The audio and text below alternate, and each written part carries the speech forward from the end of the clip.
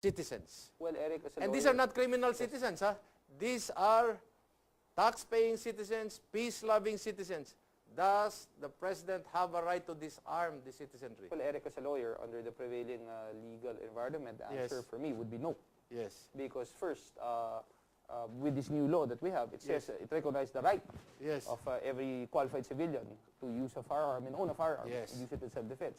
Second, also, Yes. in a broader sphere, Yes. a firearm is property. Yes. And no property may be confiscated without due process. Correct. So you cannot have a wholesale It's confiscatory, in confiscation. short. Yes. Oh. Yes. And that is what we want to avoid. That is our beef here, for example, with this law. Baka martial law mentality ang nakapasok right. pa rin sa utak ng That's mga tao na Ang uniforme. lalabas kasi dito, Eric, every time a registered owner uses his firearm in self-defense, Oh, kakasuhan siya, his other firearms will be confiscated from him. okay. You're going to have a situation, maybe in 5 years, 10 years, where everyone is at risk of losing their firearm, even if they use it lawfully. And the because hardest- there's no discrimination. And the hardest part is when those firearms are confiscated, You'll never see it again. are we sure that the PNP can be trusted to safeguard those properties? Well, I think their track record speaks for themselves, no? Di ba? Di ba? That's Oh, right, that's right. That's why, that's right. again, I asked the question, has there been any inventory done of the firearms that were confiscated during martial law? I There don't was believe none. so. I don't believe so. And if there was, Okay. I'm not aware of it.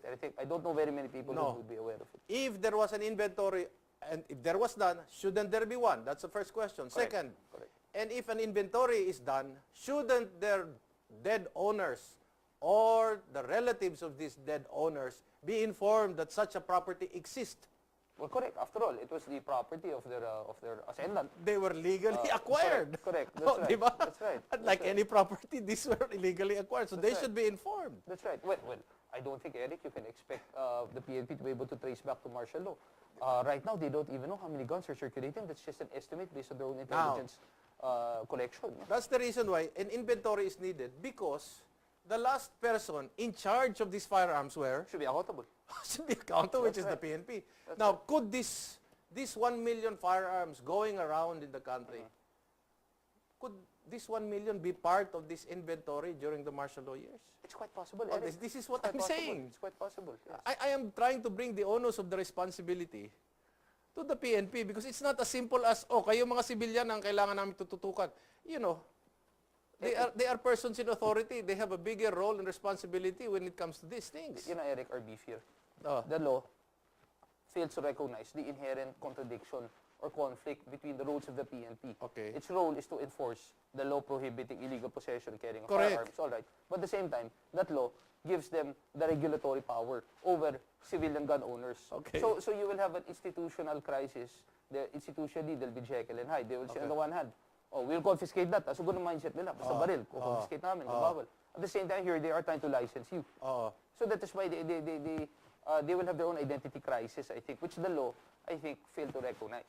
Ngayon, if they cannot inventory these firearms that were with them, shouldn't somebody be liable?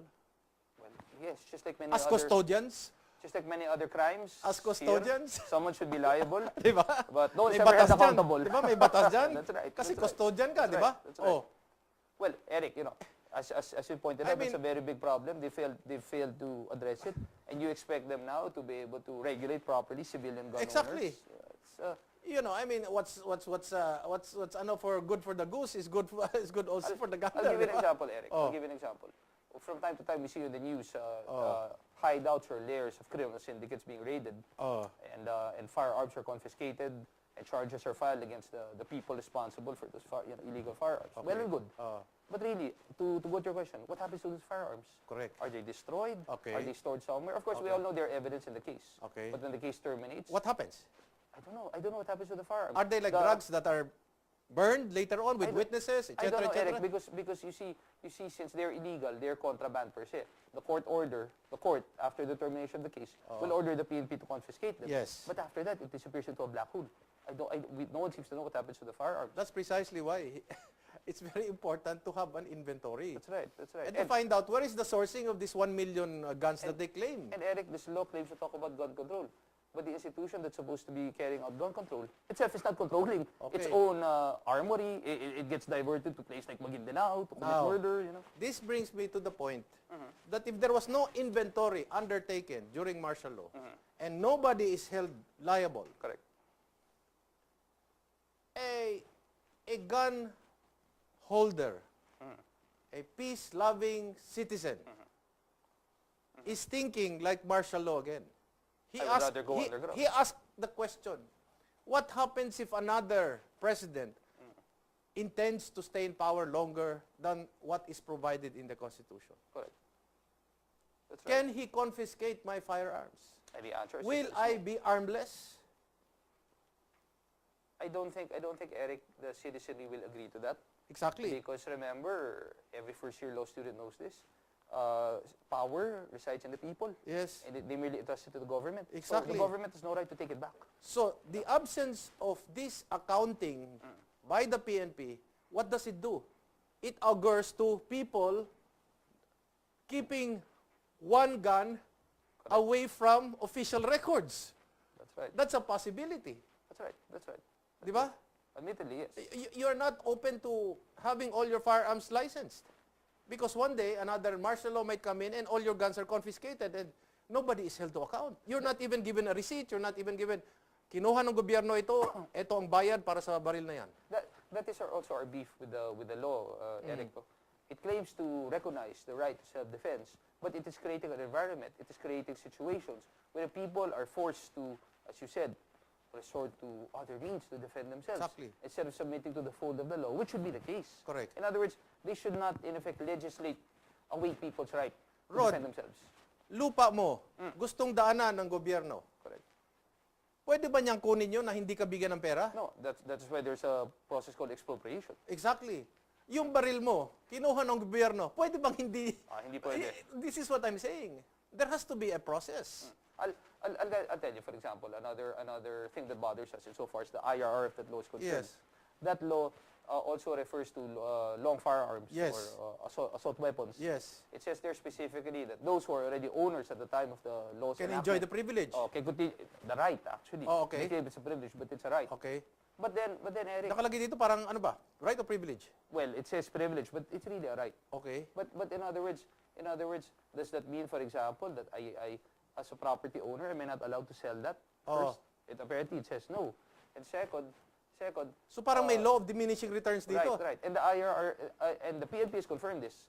So far as the PNP is concerned, they will not issue a permit to carry or permit to transport for your assault rifle, even though you're a lawful owner. And they have said point blank, you will have no choice but to keep your assault rifle in your vault, in your house. So, that's two things, Eric. What if I'm transferring residence? I cannot transfer, Pwede? Well, supposedly, they'll give you permit to transport it to your new residence. Okay. But you see, Eric, it's two things. What about my right to enjoy my property subject to appropriate regulation? That's been Okay. taken away. Second,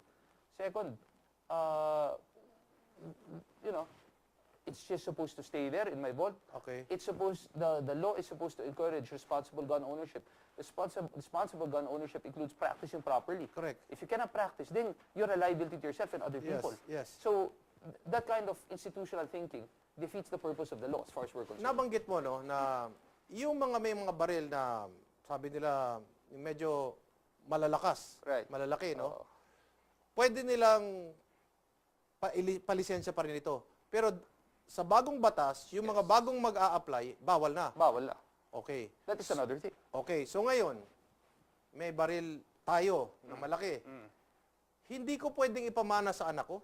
That is another concern we have, Eric, because Hindi ba? the law is silent on that, but the law on succession says very clearly all of your real and personal property Precisely. can be given to your heirs. Precisely. So the law fails to address that. Is this an exception to the succession law? Well, my position as a lawyer and being A2S5 is no.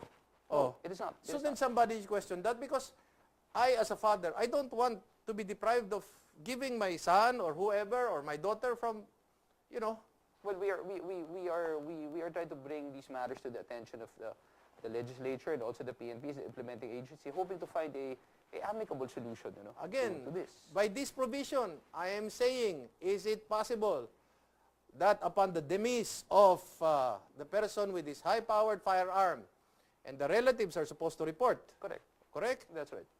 Oh, they can always say, hindi ko alam kung saan nilagay ng tatay ko eh. Again, Eric, the law has now created a situation wherein the people who should be submitting to the fold of the law are forced to report. No, or to go around the law and defy the law simply because the law has a very narrow contemplation of events and refuses to take into consideration other laws and the intent of the law itself. The practicality, The practicality of of the it, reality. and the purpose of the law.